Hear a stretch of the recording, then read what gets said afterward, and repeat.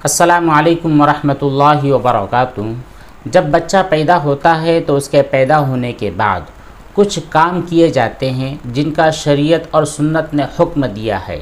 नबी करीम सल्लल्लाहु अलैहि वसल्लम ने उन कामों की ताकीद की है।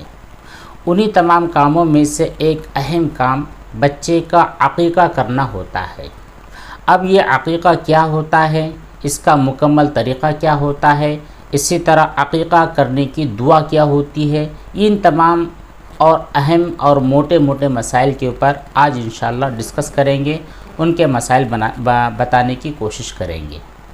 पहली चीज़ तो ये है कि जब भी बच्चा पैदा हो जाता है तो पैदा होने के बाद उसका जो 7वां दिन होता है, उस 7वें दिन अक़ीक़ा करना सुन्नत है। इसके बारे में लोगों की बहुत ज़्यादा गफलतें पाई जाती हैं। अगर गफलत पाई गई 7वां दिन बच्चे के पैदाइश का बाद, आप कोशिश करें कि उस बच्चे या बच्ची की उसकी तरफ से अक़ीक़ा फ़ौरन कर लिया करें 7वें दिन। अगर कोई उज़्र आपके सामने आ गया, आपको जानवर नहीं मिल सका, या फिर कोई और ऐसा उज़्र पेश आ गया कि 7वें दिन आप बच्चे का अक़ीक़ा नहीं कर पा रहे हैं, तो फिर ऐसी कंडीशन में आप कोशिश करें कि 14वें दिन बच्चे के पैदा होने के बाद कम अज़ कम उसके 14वें दिन उसका अक़ीक़ा कर लें।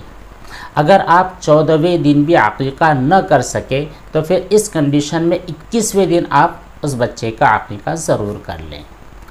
और अगर आप 21वें दिन भी किसी वजह से, किसी मजबूरी और उज़्र की वजह से बच्चे का अक़ीक़ा न कर सके तो ऐसी कंडीशन में अब इसके बाद आप जब चाहे कर सकते हैं। लेकिन वो जो सुन्नत वाला अमल था, ये सुन्नत वाला अमल 21वें दिन तक है।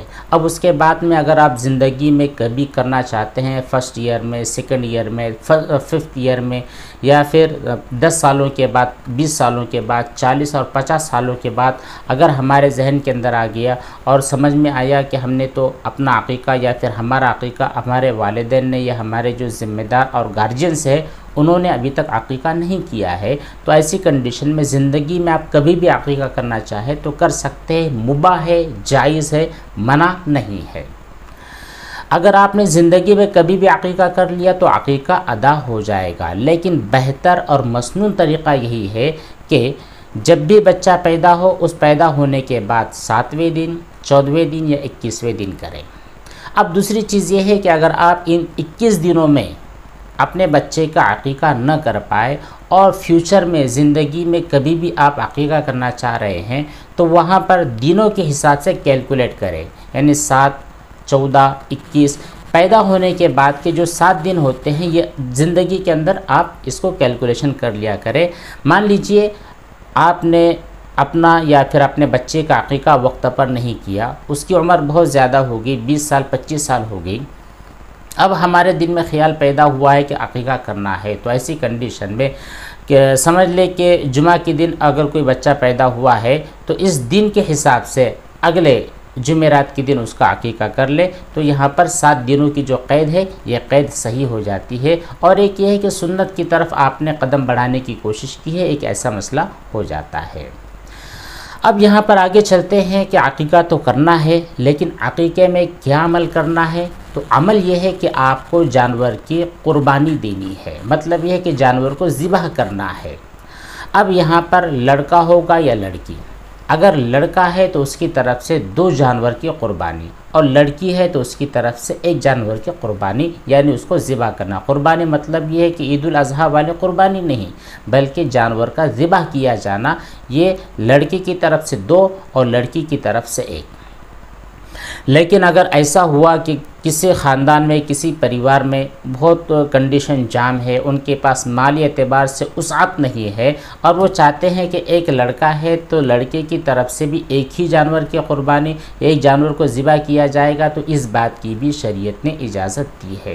यानी अगर आपको सिर्फ़ 1 जानवर को ज़िबा करने की हैसियत और ताकत है तो 1 भी अगर आपने ज़िबा किया तब भी आपके बच्चे और लड़के की उसकी जो अक़ीक़ा है या अक़ीक़ा सही हो जाएगा, दुरुस्त हो जाएगा। दूसरी चीज़ ये है कि अगर आप चाहते हैं कि बड़ा जानवर, जिस तरह क़ुरबानी के अंदर बड़े जानवर में 7 हिस्से होते हैं, तो वैसे ही बड़े जानवर के अंदर भी आप अपने बच्चों की अक़ीक़े के हिस्से लगा सकते हैं। मान लीजिए आपके 3 लड़के हैं, तो 3 लड़कों के लिए 2-2 हिस्से, इस तरह कुल 6 हिस्से हो गए, और एक लड़की उसका 7वां हिस्सा। तो एक बड़े जानवर में भी 3 लड़के, 1 लड़की, या फिर 4 लड़के, 2 लड़के और उसके बाद 2 लड़कियां, 3 लड़कियां शरीक हो सकती हैं। ठीक है, अब आगे बढ़ते हैं कि अक़ीक़े के जो जानवर होता है, ये जानवर कैसा होना चाहिए। यहाँ पर भी लोग बहुत परेशान हो जाते हैं, उलमा किराम के पास फ़ोन्स लगाते हैं, चूँकि मसाइल लोगों को मालूम नहीं होते हैं इसलिए परेशान होते हैं और कुछ भी कर लेते हैं। एक जगह जाना हुआ तो उस खातून ने अपने नवासे की क़ुरबानी करनी थी, अपने नवासे की तरफ से उन्हें अक़ीक़ा करना था। तो उन्होंने कहा कि मुफ्ती साहब, हमारे पास हमने जो बकरी थी या बकरा था, हमने बकरी थी ख़रीद ली है क़ुरबानी के लिए। अच्छा, बकरी का भी मसला समझ ले। बहुत सारे लोग ये समझते हैं कि अक़ीक़ा के लिए सिर्फ़ बकरा ज़रूरी है, बकरी अगर हो तो उसकी वजह से अक़ीक़ा सही नहीं होता है। तो ये बात बिल्कुल बेबुनियाद है, गलत है। अगर आपने बकरे को ज़िबा किया तब भी सही है, बकरे की जगह बकरी को ज़िबा किया तब भी सही हो जाता है, यानी बकरा होना ये भी शर्त नहीं है। अक़ीक़े के लिए जो जानवर आप ज़िबा करेंगे उसमें उन तमाम शराइत का पाया जाना ज़रूरी है जो क़ुरबानी के जानवर में पाए जाते हैं। मतलब ये है कि आपका जो जानवर है बिल्कुल सेहतमंद हो, मोटा ताज़ा हो, हट्टा कट्टा हो, उसकी आँखें सही हो, उसके सींग दुरुस्त हो, उसकी ज़बान दुरुस्त हो, उसकी दुम कटी ना हो, उसके हाथ पैर इतने कमज़ोर ना हो कि वो क़ुरबानगाह तक जा ना सके। तो इतना वो बैड कंडीशन में नहीं होना चाहिए, बल्कि फुल अच्छी कंडीशन में वो जानवर होना चाहिए। अब आगे आते हैं कि बहुत सारे लोग ये समझते हैं कि जब हमने अक़ीक़े की नीयत से किसी जानवर को ज़िबा किया तो अब वो जो गोश्त होगा, इस पूरे गोश्त को खाना बनाकर ही खिलाना ज़रूरी होता है। तो ये भी सही नहीं है। अगर आप चाहें तो खाना बनाकर लोगों को खिलाएं, अगर आप चाहते हैं कि नहीं जी हम गोश्त तक़सीम करेंगे तो ये भी अमल सही है। दूसरी बात ये समझते हैं लोग कि जिस बच्चे की तरफ से अक़ीक़ा किया जाता है तो वो जो गोश्त होता है उस बच्चे के नाना नानी, बाज़ लोग कहते हैं कि दादा दादी, या बाज़ लोग कहते हैं कि उसके जो पेरेंट्स हैं, वालिदैन हैं, माँ बाप है, ये नहीं खा सकते। ये भी सरासर गलत है। सब लोग खा सकते हैं, कोई मसला नहीं है। अगर आप चाहें तो उस गोश्त के भी 3 हिस्से कर ले, एक हिस्सा अपने घर पर रखे, एक अपने दोस्त अहबाब के लिए और एक हिस्सा अपने जो गुरबा फ़ुक़रा मसाकिन मोहताज होते हैं उनके लिए करें। तो ये भी सबसे बेटर तरीक़ा होता है। इसी के साथ एक मसला ये भी होता है कि लोग ये समझते हैं कि जिस वक्त जानवर को ज़िबा किया जाएगा तो ज़िबा करने के बाद उसका जो गोश्त का टुकड़ा होता है उस टुकड़े को बच्चे के बदन से मस करते हैं, टच करते हैं, तभी कहते हैं कि अब इसका अक़ीक़ा सही हुआ है। तो ये रस्म है, ये गलत रस्म है। जानवर का ज़िबा करना ही काफ़ी होता है, उसके गोश्त को बच्चे के हाथ पे, पैर में, सर पर लगाने की कोई हकीकत नहीं है। इसी तरह बहुत सारे लोग इस गलत फहमी में पड़े होते हैं कि जब जानवर को ज़िबा किया जाता है तो जो उसका ब्लड होता है, खून होता है, उस खून के अंदर बच्चे के पाँव को डुबाना ज़रूरी समझते हैं। ये भी बेबुनियाद चीज़ है, इसकी भी कोई हकीकत नहीं है। अब यहाँ पर जो करने वाला काम है वो ये है कि जब आपने बच्चे को उसकी तरफ से अक़ीक़ा कर दिया, बच्चे को ज़िबा उसका जो जानवर था उस जानवर को आपने ज़िबा कर दिया है, तो उसके बाद जो बच्चे के सर पर बाल होते हैं, 7 दिन का बच्चा हो, इसी तरह 14वें दिन का बच्चा हो, 21वें दिन का बच्चा हो, तो उसके सर पर जो बाल होते हैं इन तमाम बालों को मूंड ले, यानी बिल्कुल जड़ से निकाल ले, और उसके बाद उनका वज़न करें। जितना भी ग्राम वो बाल भरता है, जितने भी वज़न उन बालों का होता है, उतने वज़न के मुताबिक आप सोना हो या चांदी हो, उसकी कीमत या फिर सोना चांदी आप सदका कर दें। बच्ची की तरफ से सदक़े की नीयत से वो गुरबा फ़ुक़रा मसाकिन मुहताज में दे दें। इसी के साथ आपने जो बालों को तरशवाया है, काटा है, तो इन बालों को इधर उधर रोड पर ना बिखेर दे, बल्कि उनको अच्छी तरह किसी कागज़ में लपेट कर किसी अच्छी जगह उसको दफन कर दे। ये एक मुस्तहब अमल है, मुस्तहब ज़रूरी फ़र्ज़ नहीं है। और अगर आपके पास खुशबू है, ज़ाफ़रान है, तो उस ज़ाफ़रान के ज़रिए बच्चे के सर पर मालिश कर दे। ये एक मुख्तसर सा काम होता है। बस इतना काम आपने किया है, तो इतना काम करने के बाद आपके बच्चे का अक़ीक़ा सही हो गया, दुरुस्त हो गया।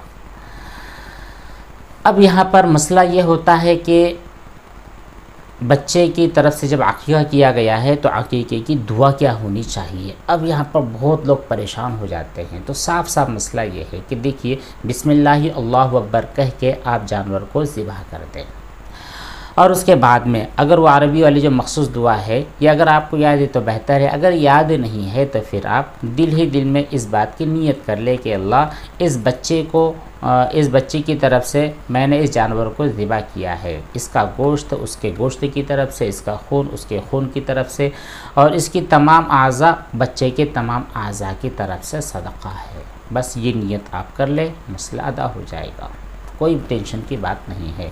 और अगर आपने वो जो अरबी की दुआ है उस दुआ को पढ़ लिया तो और भी ज़्यादा बेहतर चीज़ है। बल्कि लोगों के लिए ज़रूरी है कि जो मसनून दुआएं होती हैं उन दुआओं को ढूंढ कर तलाश कर के किताबों में देख कर याद करने की फ़िक्र करे। इसकी वजह से इंसान सुन्नत की राहों पर चलता है, बिदआत और खुराफात से वो बचा रहता है।